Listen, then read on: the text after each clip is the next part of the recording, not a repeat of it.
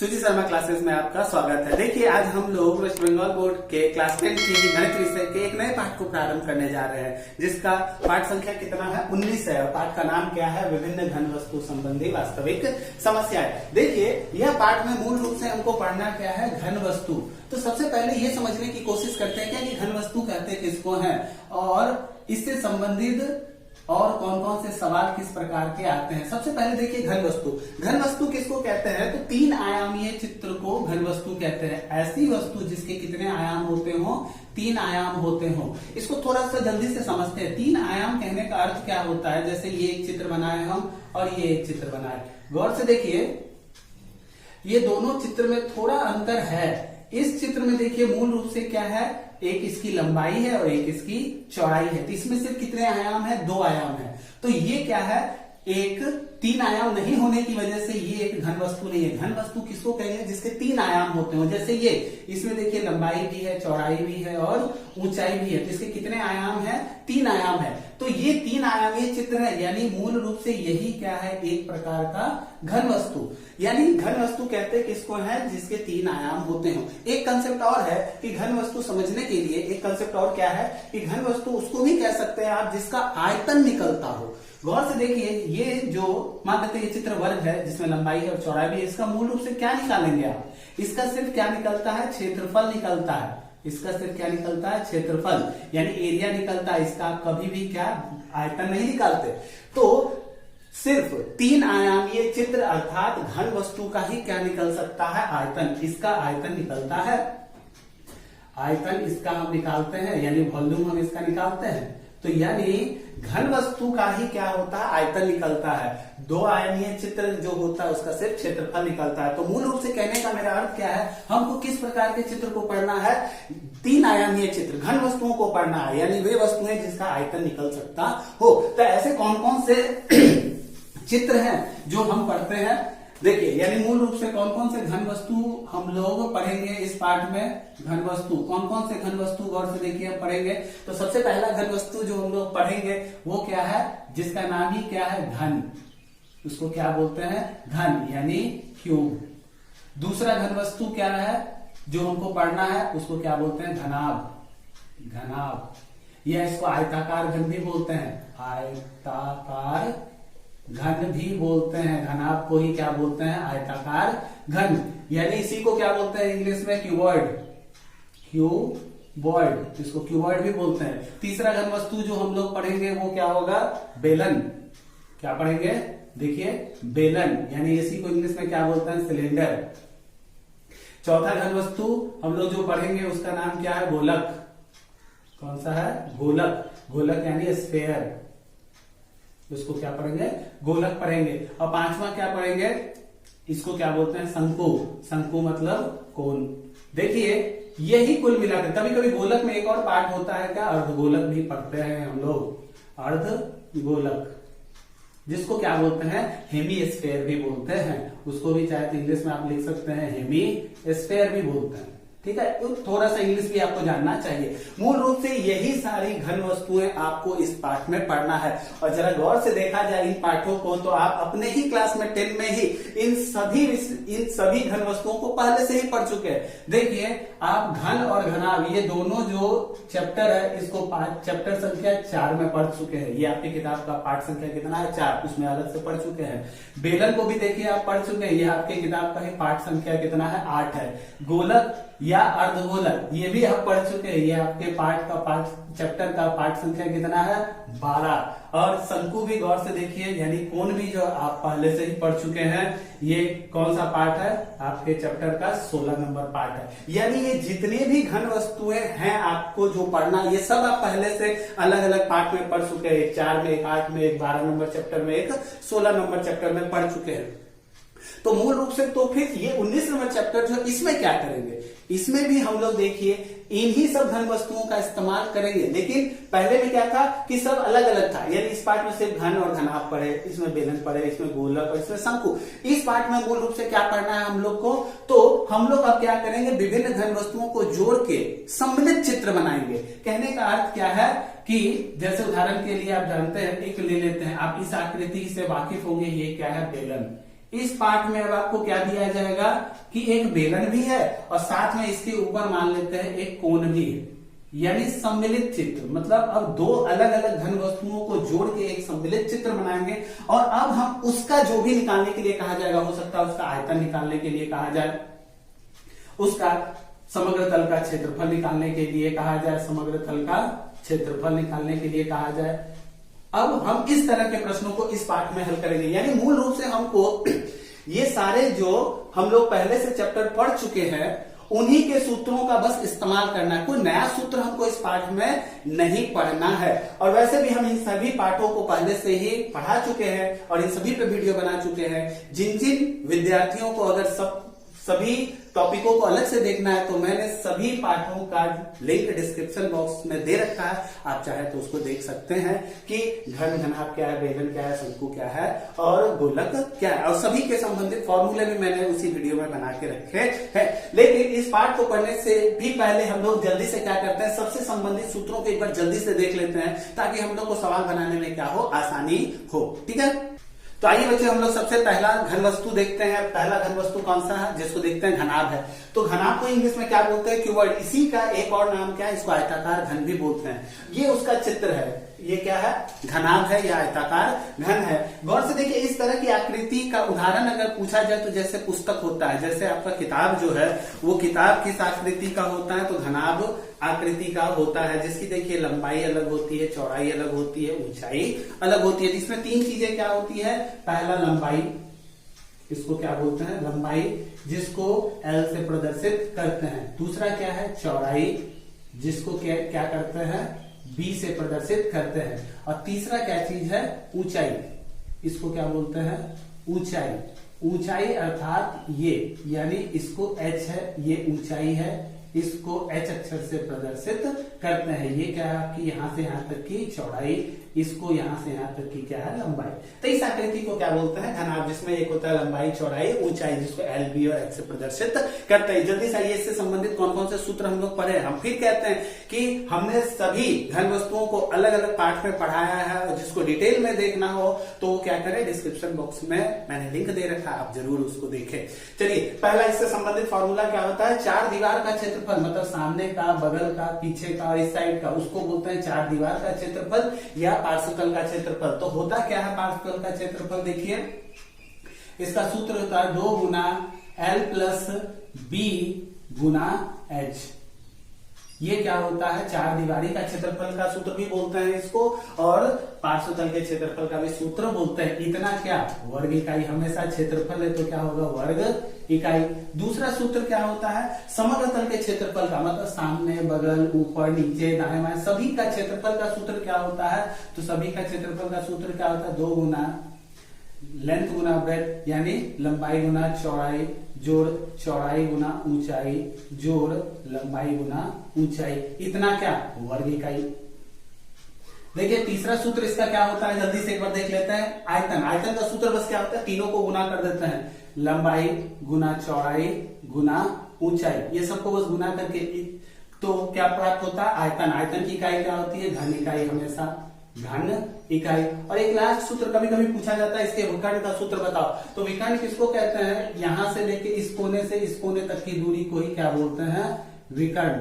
तो ये जो विकर्ण की लंबाई है इसका सूत्र बताइए। इसका सूत्र आप पहले से पढ़े हैं, क्या है, लंबाई का वर्ग जोड़ चौड़ाई, चौड़ाई का वर्ग जोड़ ऊंचाई का वर्ग को जोड़ के उसका वर्गमूल निकाल लेते हैं, वो क्या आता है, विकर्ण की लंबाई है। इतना क्या, इकाई। ये क्या है, आपका घनाभ से संबंधित सभी सूत्र हो गए। ठीक है, अगले घन वस्तु पे आते हैं जो क्या है, घन है। ठीक है, इस घन को इंग्लिश में क्या बोलते हैं, क्यूब। देखिए घनाभ में लंबाई, चौड़ाई, ऊंचाई अलग अलग की लंबाई की होती है, लेकिन अगर सभी बराबर हो तब उस आकृति को क्या बोलते हैं, घन। इसका उदाहरण जैसे लूडो का पासा, जो छक्के चौके वाले फेंकते हैं ना पासा, उसकी आकृति का क्या है ये उदाहरण। इसमें क्या होता है, लंबाई भी बराबर होता है, चौड़ाई भी उतने ही नाप का होता है और ऊंचाई भी उतने ही नाप का होता है। इसीलिए देखिए हम लोग सब क्या किए, सबको एक तरह से प्रदर्शित किए। अब देखिए, यानी ये लंबाई है, ये चौड़ाई, ऊंचाई, ये तीनों क्या होता है, बराबर। तो आइए जल्दी से हम क्या करते हैं, इससे संबंधित सभी सूत्रों को देख लेते हैं। इसके पार्श्व तल का क्षेत्रफल, मतलब बगल वाला,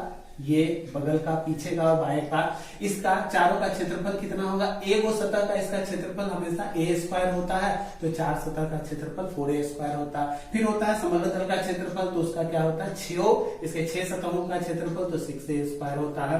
अब यानी इतना ही क्या वर्ग इकाई, इकाई लिखना ना भूले, इतना वर्ग इकाई, इसका भी कितना? इतना वर्ग इकाई। अब सबका तीसरे का इसका आयतन का सूत्र क्या होता है? तो तीनों को बस गुना कर देंगे, मतलब a का क्यूब, तीनों यानी a गुना a, यानी भुजा का ही क्या कर देंगे? क्यूब कर देंगे, तीनों को बस गुना कर देंगे, तो आपको क्या आ जाएगा? आयतन इतना घन इकाई।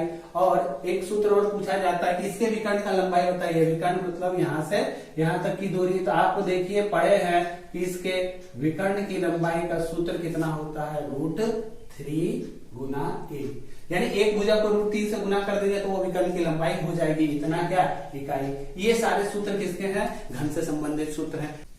आइए जल्दी से अगली घन वस्तु पे आते हैं। अगली हमारा अगला घन वस्तु क्या है? बेलन। आप बेलन में जानते हैं ना कि ये जो वृत्त है इसका ये क्या है? अर्धव्यास है, जिसको r से प्रदर्शित करते हैं, और ये क्या है? ऊंचाई, जिसको h से प्रदर्शित करते हैं। तो इसमें सबसे पहला सूत्र क्या होता है? वक्र तल या पार्श्व तल का क्षेत्रफल। उससे भी पहले आइए इसका जैसे उदाहरण क्या है, तो ये देखिए बेलन का उदाहरण क्या है, जैसे ये पाइप हो गया या ये पेन हो गया, ये क्या है? एक बेलन की आकृति की है।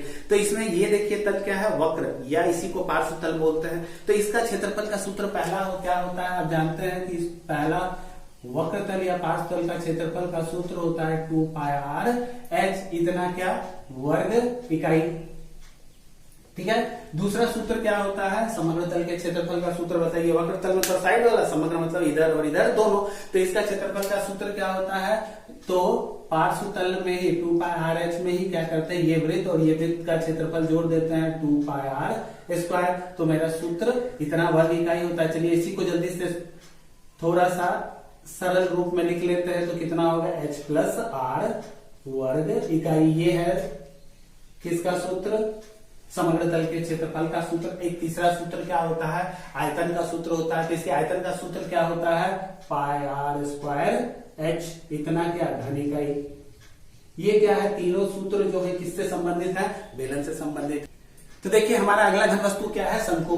शंकु को ही क्या बोलते हैं? कोन। इस तरह की आकृति को ही क्या बोलते हैं? शंकु बोलते हैं। तो देखिए शंकु इस तरह का अगर उदाहरण पूछा जाए तो जैसे हैप्पी बर्थडे वाला टोपी हो गया, या तेल भरने वाला टीप हो गया, उसी तरह की ये आकृति है जिसको शंकु बोलते हैं। शंकु में भी देखिए क्या क्या, ये जो आधार है ये वृत्त होता है, तो ये क्या है? उसका अर्धव्यास, जिसको r से प्रदर्शित करते हैं। ये क्या है? आपकी त्रियक लंबाई, ये जिसको l से प्रदर्शित करते हैं। और ये केंद्र से लेके सामने के शीर्ष बिंदु तक ये जो दूरी है इसको क्या बोलते हैं? सिर्फ ऊंचाई बोलते हैं। तो ये सब तो संबंधित शब्द हुए। अब इससे संबंधित कौन कौन सा सूत्र होता है? तो इसका सबसे पहला सूत्र क्या होता है? वक्र तल का क्षेत्रफल या पार्श्व तल का क्षेत्रफल। उसका सूत्र क्या होता है? πr/l, इतना क्या? वर्ग इकाई। इसका क्या होता है? इतना वर्ग इकाई। इसके समग्र तल का क्षेत्रफल अगर पूछा जाए तो समग्र तल का क्षेत्रफल क्या होगा? पार्श्व तल का क्षेत्रफल जोड़ आधार का क्षेत्रफल πr²। ये आपका हो गया। अगर इसी को सरल रूप में लिखेंगे तो क्या हो जाएगा? πr कॉमन लेते हैं, l + r, इतना क्या? वर्ग इकाई। ये इसका सूत्र हो गया समग्र तल के क्षेत्रफल का। अब पूछा जाएगा कि इसका आयतन का सूत्र बताइए। तो इसके आयतन का सूत्र क्या होता है? आप जानते हैं इसका आयतन का सूत्र क्या होता है? बेलन के आयतन के सूत्र से 1/3 होता है। तो बेलन के आयतन का सूत्र क्या होता है? πr²h। उसी को 1/3 से गुना कर दीजिएगा तो आपको शंकु का आयतन आ जाएगा, इतना क्या? घन इकाई। इसमें याद करें एक सूत्र और काम में आता है क्या? वो त्रियक लंबाई निकालने वाला सूत्र, त्रियक लंबाई, ऊंचाई और r वाला सूत्र। वो सूत्र है क्या? इसमें एक सूत्र है और हमेशा लगता है l² = h² जोड़ r²। ये सूत्र भी काम आता है शंकु में। ठीक है। तो आइए जल्दी से देखते हैं क्या अगला घन वस्तु हमारा कौन सा है। हमारा अगला घन वस्तु क्या है? जल्दी से देखते हैं क्या? गोलक। गोलक, ये आकृति को क्या बोलते हैं? गोलक। अगर इस उदाहरण पूछा तो जैसे हमारा बॉल होता है, तो आप जानते हैं ना बॉल में ये बीच में क्या है? ये गोलक में ये केंद्र है, केंद्र से इस सतह तक की दूरी को ही क्या बोलते हैं?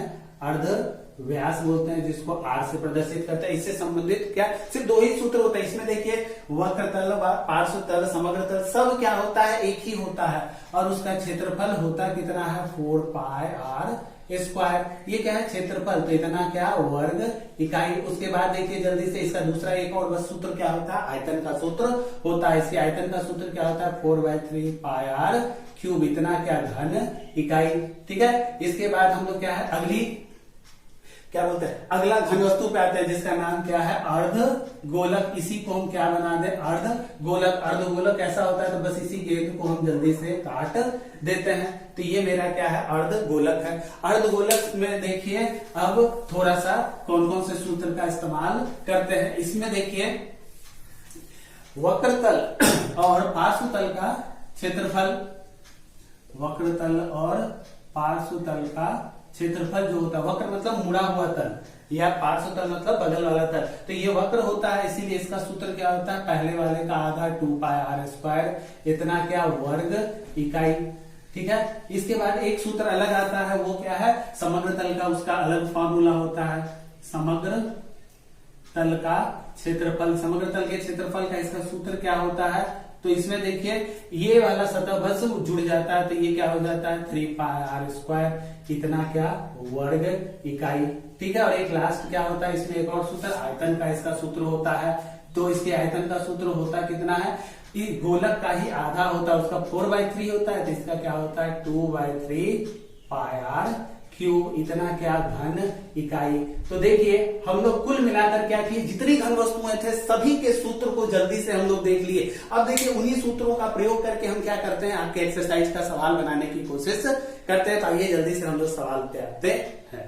आइए जल्दी से आपकी एक्सरसाइज संख्या 19 के पहले सवाल को देखते हैं। पहला सवाल कहता क्या है? अनवर के घर के सामने एक ठोस लोहे का स्तंभ है जिसके नीचे का भाग लंबवृत्ताकार बेलन है। गौर से देखिए कहा क्या गया है? एक मेरे अनवर के घर के सामने एक स्तंभ है जिसका नीचे का भाग क्या है? बेलन है, एवं ऊपर का भाग जो है वो शंकु आकृति का है। गौर से देखिए ये नीचे ऊपर का भाग क्या है? एक शंकु नहीं है, और नीचे का भाग क्या है? एक बेलन है। ठीक है। कहा क्या गया कि इसके आधार का व्यास 20 सेंटीमीटर है। तो यहाँ पे कहा क्या गया है? व्यास कितना है? 20 सेंटीमीटर है। तो 20 सेंटीमीटर अगर व्यास है तो आपको पता है ना कि अर्धव्यास कितना होगा? जल्दी से निकालते हैं। इसका अर्धव्यास यानी आर कितना होगा?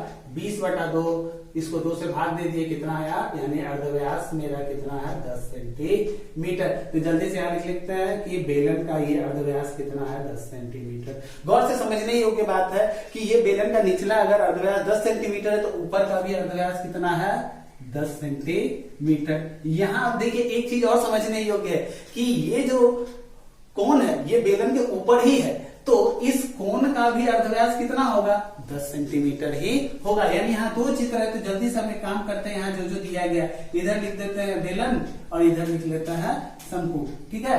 जल्दी से तो पहला जो चीज दिया गया है, बेलन का जो अर्धव्यास है वो कितना है? 10 सेंटीमीटर। और शंकु का भी गौर से देखिए तो अर्धव्यास कितना है? 10 सेंटीमीटर। क्यों? क्योंकि ये 10 है तो बेलन का ऊपर का हिस्सा भी 10 होगा, और इसी के ऊपर ये शंकु ना खड़ा है तो इस शंकु का भी अर्धव्यास कितना है? 10 सेंटीमीटर ही। आगे देखते हैं जल्दी से। एवं बेलनाकार भाग की ऊंचाई 2.8 मीटर है। बेलनाकार भाग की ऊंचाई कितनी है? बेलनाकार भाग की ऊंचाई ये है, ये कितना है? 2.8 मीटर। ठीक है। 2.8 मीटर। यानी एक चीज यहाँ दिया गया है 2.8 मीटर। गौर से देखिए ये सेंटीमीटर में, ये मीटर में, इसको जल्दी से सेंटीमीटर में बदल देते हैं तो 100 से गुना कर देते हैं। कितना होगा? 2 अंक के बाद 280 सेंटीमीटर इतना हो जाएगा। आगे का देखते हैं क्या कहा गया है। एवं शंकु की आकृति की ऊंचाई 42 सेंटीमीटर है। एवं शंकु की आप जानते हैं ना ये क्या है? शंकु की ऊंचाई। ये ऊंचाई आपको ये जो एच है ये कितना दिया गया है? 42 सेंटीमीटर। तो हम क्या लिख लेते हैं? शंकु की ऊंचाई कितनी है? 42 सेंटीमीटर दिया गया है। अब क्या कहा गया है कि 1 घन सेंटीमीटर लोहे का वजन अगर 7.5 ग्राम है तो पूरे लोहे का स्तंभ का वजन निकालिए। देखिए आपको स्तंभ का वजन निकालना है तो उसके लिए पहले आपको क्या निकालना होगा? आयतन निकालना होगा। ठीक है। पूरे स्तंभ का। वो भी कैसे निकालेंगे? तो बेलन का अलग और कोण का अलग निकाल के दोनों को जोड़ देंगे। तो हम जल्दी से क्या करते हैं? शंकु का भी आयतन निकालते हैं। उससे पहले क्या हम बेलन का निकाल लेते हैं। बेलन का आयतन का सूत्र होता क्या है? जल्दी से देखिए आयतन का सूत्र क्या होता है? बेलन का पाई आर स्क्वायर एच। तो देखिए पाई मतलब 22/7, आर का मतलब आपको है कितना, आर दिया गया है 10 सेंटीमीटर और यानी 10 गुना 10, एच कितना दिया हो गया है 280। तो देखिए काटते हैं, 7 चौके 28, 40 को काटे, अब ये कितना हो गया 22 गुना 40 गुना 10 गुना 10। अभी देखिए जल्दी से इसको अगर हम गुना करें तो कितना होगा, 4 दूनी 8, 4 दूनी 8, 1 2 3 गो 0, इतना क्या घन सेंटीमीटर। ये क्या है, बेलन के हिस्से का आयतन है। अब उसी तरह से हम क्या निकालेंगे, शंकु के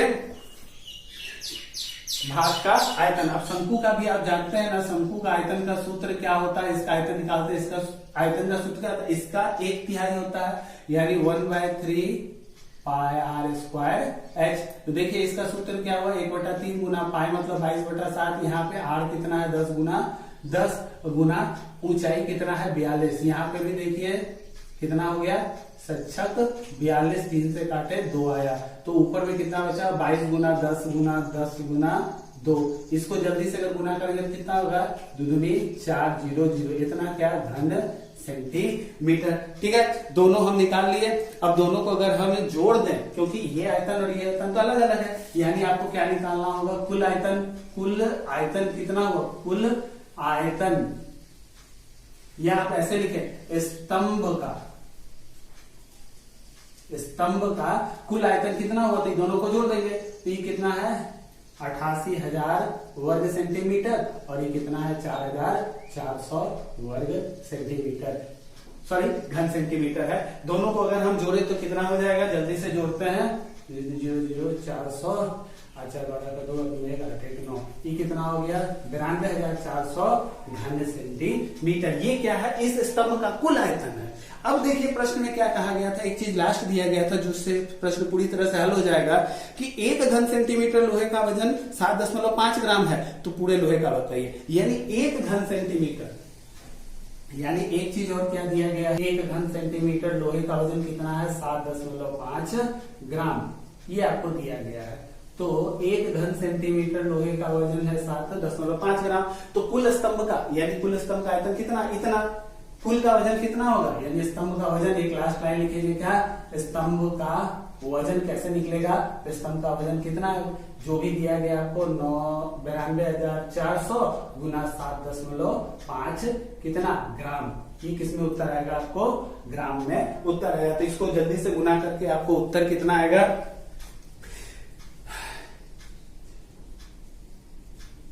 इसको गुना कीजिएगा तो आपको कितना आया, इतना ग्राम। अब इसको देखिए, अगर हम ग्राम से देखिए 1000 से भाग देते ये उत्तर किसमें आ जाएगा, किलोग्राम में आ जाएगा। तो 1000 से जब भाग देंगे हम तो 3 जीरो क्या आ जाएगा, खत्म हो जाएगा, सिर्फ आपको उत्तर कितना आएगा 693 किलोग्राम। यही क्या है आपका सही जवाब, की इस स्तंभ का पूरा वजन कितना है 693 किलोग्राम। आइए जल्दी से एक्सरसाइज के ही दूसरे प्रश्न को देखते हैं। कहा क्या गया कि एक ठोस लंब वृत्ताकार शंकु की ऊंचाई 20 सेंटीमीटर है। तो देखिए यानी यहाँ पे एक शंकु है जो पहले से बना कर रखे, इसकी ऊंचाई कितनी कह दी गई 20 सेंटीमीटर, ठीक है। और कहा क्या कहा गया कि इसकी त्रेक ऊंचाई 25 सेंटीमीटर है, ये है त्रेक ऊंचाई, ये कितना है 25 सेंटीमीटर। उसके बाद क्या कहा गया कि शंकु के ही समान आयतन वाला एक ठोस लंबवृत्ताकार बेलन है, मतलब बेलन और शंकु का आयतन क्या दिया गया है आपको, समान। यहाँ क्या है, दोनों का एक है, समान है आयतन। बेलन है जिसकी ऊंचाई है 15 सेंटीमीटर, इसकी ऊंचाई कितनी दी गई है 15 सेंटीमीटर, ठीक है, ये ऊंचाई हो गई 15 सेंटीमीटर। उसके बाद क्या कहा गया कि बेलन के आधार का व्यास ज्ञात करें। तो ये बेलन का हम पहले, ये क्या है अर्धव्यास, लेकिन हमको निकालने के लिए क्या कहा गया व्यास। तो हम हमेशा क्या करते हैं, पहले अर्धव्यास ही निकालते हैं, उसके बाद उसको डबल कर देंगे तो क्या आ जाएगा, आपको व्यास आ जाएगा। गौर करें, इसकी भी ऊंचाई, इसको दोनों को हम h से प्रदर्शित किए, अंतर लाने के लिए काम करते हैं, इसको h1 कर देते हैं, इसको h2 कर देते हैं। यहाँ पे भी देखिए गौर से, ये शंकु है, इसका भी तो अर्धव्यास जनरली r से प्रदर्शित करते हैं, यहाँ भी r से, लेकिन एक काम करते हैं, इसको क्या कर देते हैं r1 कर देते हैं, इसका बेलन का अर्धव्यास r2 कर देते हैं, ठीक है, अंतर रखने के लिए बस, ठीक है। अब देखिए प्रश्न के अनुसार, बस जल्दी से देखिए कहा क्या गया है, प्रश्न के अनुसार आपको एक ही चीज दिया गया है, गौर से देखिए, जिसके सहारे हम आगे बढ़ेंगे। वो क्या है कि दोनों का आयतन समान है, शंकु का आयतन आयतन जो है वो किसके बराबर है, बेलन का आयतन के समान है। तब देखिए शंकु का आयतन का हम सूत्र लिख देते हैं, कितना होता है शंकु के आयतन का सूत्र 1/3 पाई आर स्क्वायर एच। अब देखिए यहाँ शंकु में हम देखिए H1 को क्या किए हैं, H नहीं लिखे हैं, H1 लिखे हैं, तो हम भी यहाँ H1 लिखते हैं। यहाँ हम R1 लिखे हैं, इसलिए हम भी यहाँ पे R1 ही लिखते हैं। और बेलन के आयतन का सूत्र क्या होता है, तो सिर्फ क्या होता है पाई आर स्क्वायर एच। यहाँ पे हम बेलन को देखिए यहाँ पे H2 लिखे हैं ऊंचाई पे, इसीलिए हम यहाँ H2 कर दिए और यहाँ पे इसको क्या कर देते हैं, R2 कर देते हैं। गौर करें एक चीज आपको निकालना पड़ेगा, जो शंकु का आयतन है उसमें देखिए आपको R निकालना होगा, लेकिन आपको यहाँ R तो दिया नहीं गया है। तो आप एक चीज याद है, हम आपको कहते हैं शंकु में एक सूत्र हमेशा काम आता है कि L स्क्वायर बराबर H का स्क्वायर जोड़ R का स्क्वायर। L क्या है, त्रेक ऊंचाई, तो हम क्या लिख सकते हैं 25 का स्क्वायर। H क्या है, ऊंचाई, जो ये क्या है 20 का स्क्वायर। और यहाँ से R आपको निकल जाएगा। हम यहाँ R1 लिखे हैं तो आप भी R1 लिख दीजिए इस सूत्र के अनुसार। यहाँ पे भी H1 लिख दीजिए, तो R1 का स्क्वायर, तो ये देखिए कितना हो गया 25 का स्क्वायर 625, ये इधर आया तो 20 का स्क्वायर यानी 400 बराबर R1 का स्क्वायर। तो R1 का स्क्वायर बराबर हुआ कितना 225, तो R1 का मान आया कितना 225 का वर्ग मूल, यानी R1 की लंबाई कितनी हुई 15। 15 क्या आएगा आपको देखिए सेंटीमीटर। देखिए ये मान आपको बस निकालना था, हम निकाल लिए। हम जल्दी से इसमें मान रख देते हैं, बाकी अपने आप उत्तर आ जाएगा। देखिए 1/3, एक काम कीजिए यहाँ में देखिए एक चीज तो कॉमन है, पाई पाई हम काट के हटा दिए। R1 का मान कितना आया था आपको 15, हम यहाँ लिख दिए 15 क्योंकि यहाँ वर्ग था तो 15 गुना 15। H1 का मान कितना था 20, ठीक है। यहाँ देखिए R2 का मान हमको तो यही तो निकालना है। अब H2 जो है, H2 कितना है 15 है, नहीं है, ये हो गया। अब देखिए गौर से 3 5 15 काट दिए। अब देखिए R2 का स्क्वायर, और यहाँ देखिए 15 गुना में था, इतना बराबर आपको है कितना 5 गुना 15 गुना 20, नहीं है। अभी देखिए 15 यहाँ गुना है, इधर जाएगा तो ये क्या हो जाएगा, हम इसको ऐसे लिख सकते हैं यहाँ भाग के रूप में 15 आ गया, भाग में 15 15 खत्म हो गया। R2 का स्क्वायर 15 बचे 100, सॉरी 20 बचे 100, देखिए आपको ये आ गया। तो R2 का मान कितना आया, ये वर्ग है इधर आएगा तो वर्गमूल हो जाएगा। तो R2 का मान आपको कितना आया 100 सेंटीमीटर। तो देखिए ये तो आपको अर्धव्यास आया, लेकिन आपको पूछा क्या था प्रश्न में कि व्यास बताइए, तो व्यास था यानी इसका डबल था। व्यास हमको निकालने के लिए कहा गया था, यानी व्यास बराबर कितना होगा 2 गुना अर्धव्यास बराबर कितना आएगा 20 सेंटीमीटर। यही क्या है आपका सही जवाब, यही आपके प्रश्न का सही जवाब था कि इसका जो व्यास होगा वो 20 सेंटीमीटर होगा। तो बच्चों आज के लेक्चर को हम यही विराम देते हैं, ठीक है। आपसे उम्मीद करेंगे कि आप आगे के प्रश्नों को भी हल करने की कोशिश जरूर करते रहें, और अगर हल ना हो पाए तो मेरा व्हाट्सएप नंबर नीचे दिया गया है, आप उस पर कमेंट करें, आपको उत्तर जरूर प्राप्त हो जाएगा। बच्चों यदि आज का लेक्चर आपको पसंद आया तो आप हमारे वीडियोस को लाइक करें, अपने दोस्तों में शेयर करें, हमारे चैनल को सब्सक्राइब करें, और सब्सक्राइब के बगल में जो घंटी का बटन है उसे दबाकर ऑल पे कर दें, ताकि आपको हमारे वीडियोस के लेटेस्ट नोटिफिकेशन सबसे पहले प्राप्त हो। तो बच्चों मिलते हैं अगले वीडियोस में, तब तक आप लोग खेलते रहें, कूदते रहें, पढ़ते रहें और घर में जरूर रहें, ताकि हम लोग सब कोरोना से बचे रह सके। Thank you.